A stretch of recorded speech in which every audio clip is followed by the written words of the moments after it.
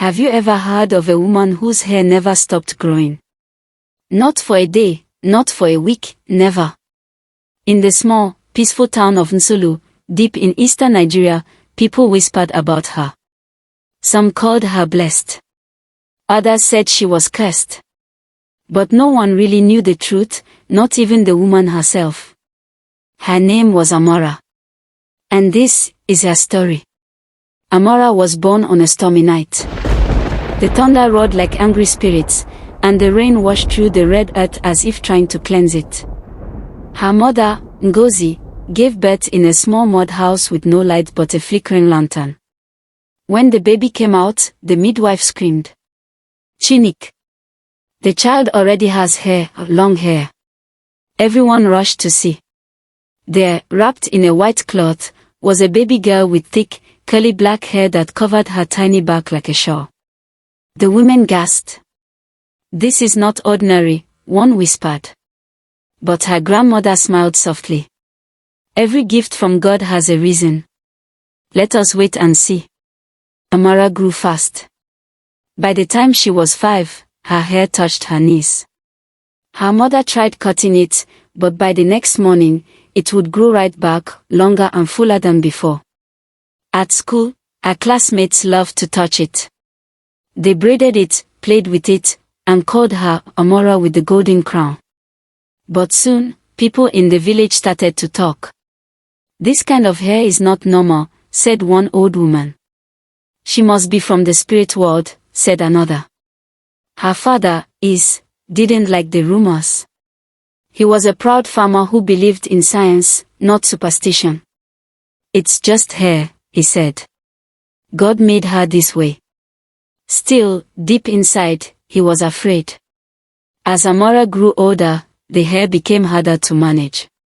It wrapped around her neck when she slept, tangled her legs when she walked, and made her sweat under the hot sun. Every week, her mother would cut it, and the next morning, it would return longer.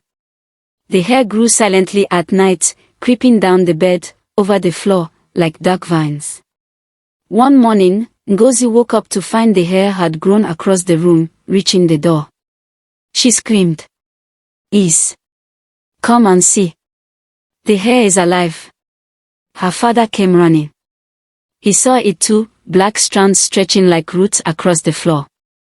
He grabbed a knife and cut it all off, sweating and trembling. But by the next dawn, the hair had grown back even longer. Word spread across Nsulu. People from nearby villages came to see the girl with hair that never stopped growing. Some came with gifts, others came with fear. One day, a traveling prophet arrived. He looked old, with white hair and eyes that seemed to see through people's souls. He asked to see Amora. He touched her head and closed his eyes. After a long silence, he said, "This girl carries a spirit of abundance. But when abundance is not controlled, it becomes destruction." The crowd murmured. "What should we do?" her mother asked. The prophet sighed. "Her destiny is tied to water.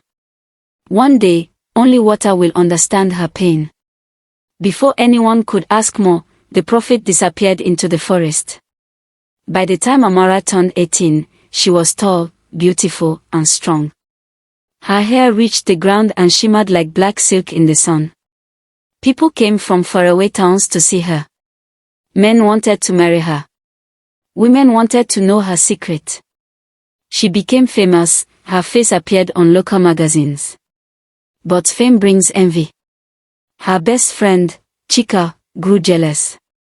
"She thinks she's better than everyone because of her hair," Chika would whisper. And when Amora got invited to model for a Lagos beauty brand, Chika's jealousy turned into hate. One night, Chika visited a local herbalist. "I want to be the most beautiful," she said. "Even more than Amora." The herbalist gave her a dark oil and said, "Rub this on your hair. But never touch her head after that." Chika smiled. "I understand." But she didn't. A week later, during a village festival, Chika hugged Amora tightly, pretending to be friendly. Her oiled hands touched Amora's hair. That night, Amara woke up screaming. Her scalp burned. Her hair began to grow faster, too fast. It wrapped around her body, her neck, her arms. She couldn't breathe. Her mother rushed in, shouting, "Help!" Her father grabbed a machete and cut through the thick strands, panting, but it was no use. The hair was alive. It grew back immediately. Amara fainted. When she woke up, she was in a hospital bed in Lagos, her hair tied up in large bags. Doctors had shaved her head, but by morning, it had already returned. The doctors were terrified. They called it a genetic mystery.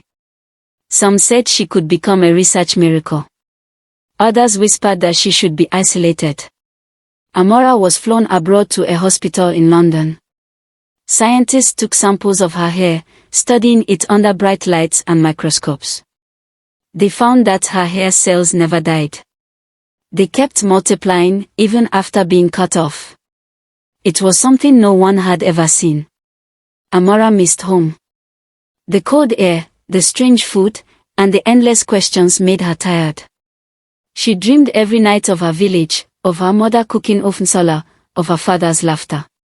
But every morning, she woke up to nurses brushing her hair, which now filled the room like a forest.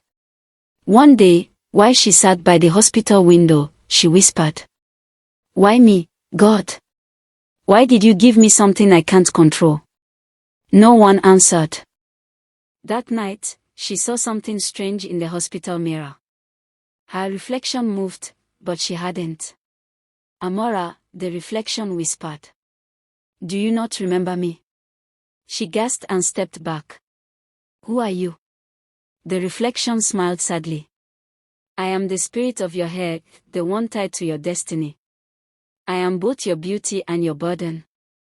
Until you return to the river of your birth, you will never be free."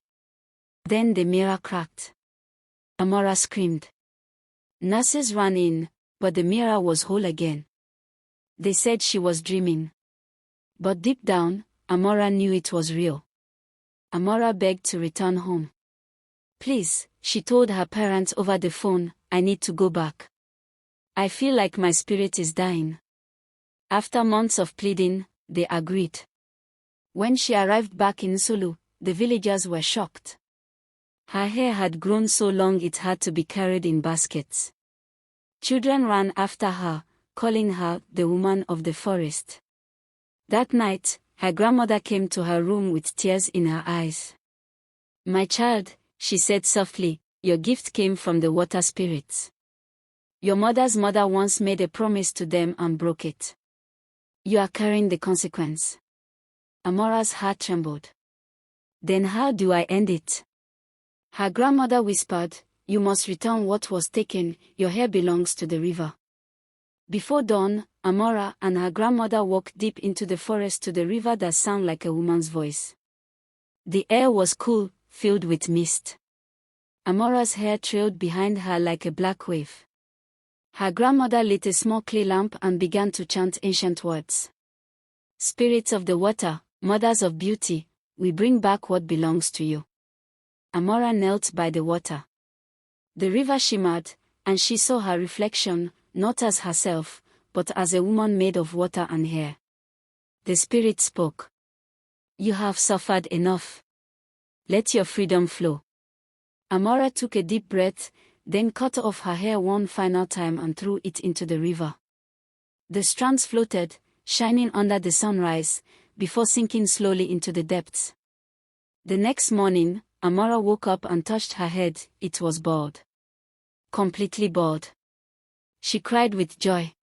For the first time in her life, her head felt light.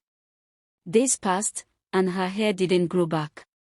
The villagers celebrated, dancing and singing praises. Chika came to her, crying. "I am sorry, Amara. I was jealous. Please forgive me." Amara smiled gently. "The spirits have already forgiven you." She forgave her friend, and peace returned to the village. Amara began teaching young girls about self-love and the dangers of envy. She opened a small beauty school in Nsulu, where girls learn to embrace their natural hair, no matter the type or length.